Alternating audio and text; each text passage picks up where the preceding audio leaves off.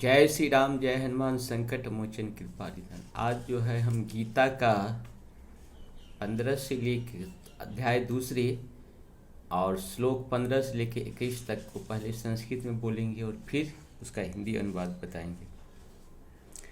यं हिन्नभ्यध्यन्येते पुरुषं पुरुषर्भा शं दुःख सुखं धीरं सो मृत्युआय कल्पते।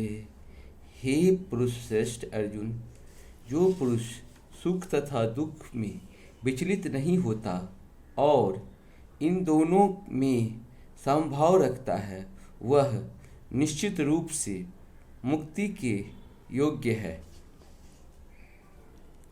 नासतो विद्यते भावो नाभावो विद्यते सतः अभ्योरपि दुष्टोऽन्तस्वः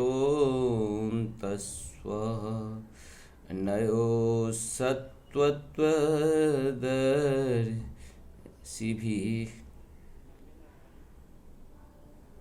तत्वदर्शियों की यह निष्कर्ष निकला है कि असत्य भौतिक शरीर का तो कोई चिरस्थायित्व नहीं है, किंतु सत आत्मा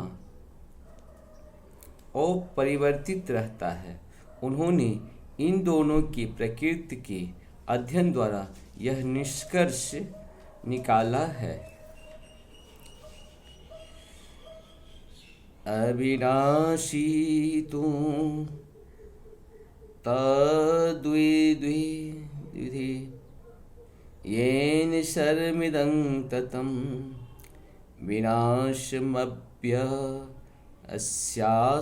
नो काचिच्चित् कर्तुमर्हति।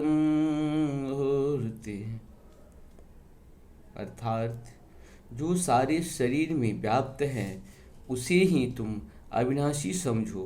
उस अव्यक्त आत्मा को नष्ट करने में कोई भी समर्थ नहीं है।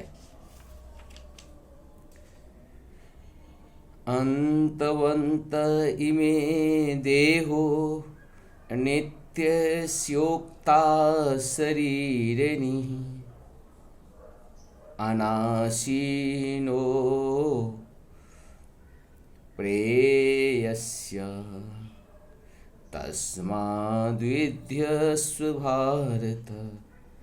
अविनाशी, अप्रमेय तथा शाश्वत जीव की भौतिक जीवन का अंत अवश्यंभावी है। अतः हे भरतवंशी, युद्ध करो।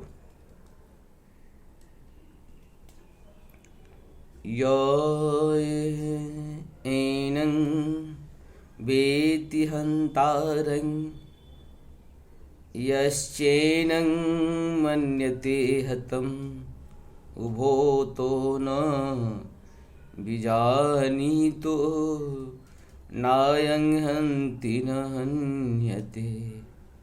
अर्थात जो इस जीवात्मा को मारने वाला समझता है तथा जो इसे मरा हुआ समझता है, वे दोनों ही अज्ञानी हैं, क्योंकि आत्मा न तो मरता है और न मारा जाता है। न जायते म्रियते वा कदाचि न्याय भूत्वा भविता वा न भयः अजो नित्यः शाश्वतो ये पुराणो न हन्यते हन्यमाने शरीरे। आत्मा के लिए किसी भी काल में न तो जन्म है न मृत्यु। वह न तो कभी जन्मा है न जन्म लेता है और न जन्म लेगा। वह अजन्मा, नित्य, शाश्वत और पुरातन है।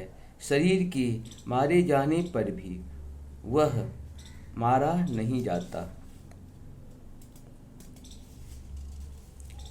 वेदा विनाशिनं नित्य च येन मदमव्ययं कथं स पुरुषः पार्थं क धायन्ति हन्तिकम्।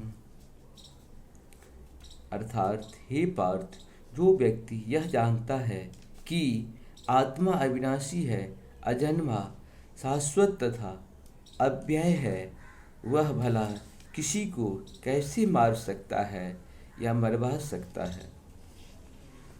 सबसे पहले भगवान कृष्ण ने आत्मा के बारे में यहाँ बताते हैं कि आत्मा अजन्मा होता है, इसे न तो कोई मार सकता है, न कोई मरवा सकता है, न इसका जन्म होता है, न इसकी मृत्यु होती है। शरीर जो है धारण होता है, शरीर आप सभी जानते हैं कि जीव का भी शरीर होता है, उसमें भी आत्मा का जो आकार होता है एक ही जैसा होता है। यहाँ पे कहा गया है कि आत्मा का आकार कैसा है, जो आपके बाल के अग्रभाग को 1000 टुकड़े काटो, फिर उसके अग्रभाग को 1000 टुकड़े काटो, फिर उसके अग्रभाग को 1000 टुकड़े काटो, तो बोले उतनी बड़ी आकार की आत्मा होती है। उसका जो है सूक्ष्म से सूक्ष्म, तो उसे आप देख नहीं सकते, आत्मा का वो आकार होता है।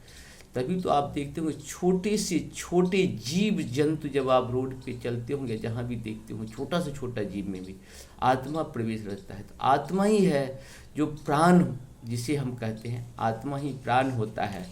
जो प्राण अगर किसी भी शरीर और किसी भी जीव में है तो समझिए उसके अंदर आत्मा है। अगर नहीं है, प्राण निष्प्राण है, तो उसकी आत्मा उसके शरीर को छोड़ चुका है।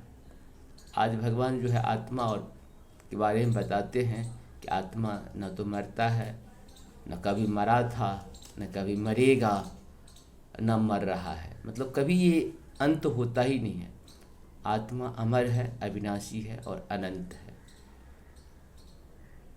इसी के साथ हम अपनी बात को विराम देते हैं। नमस्कार।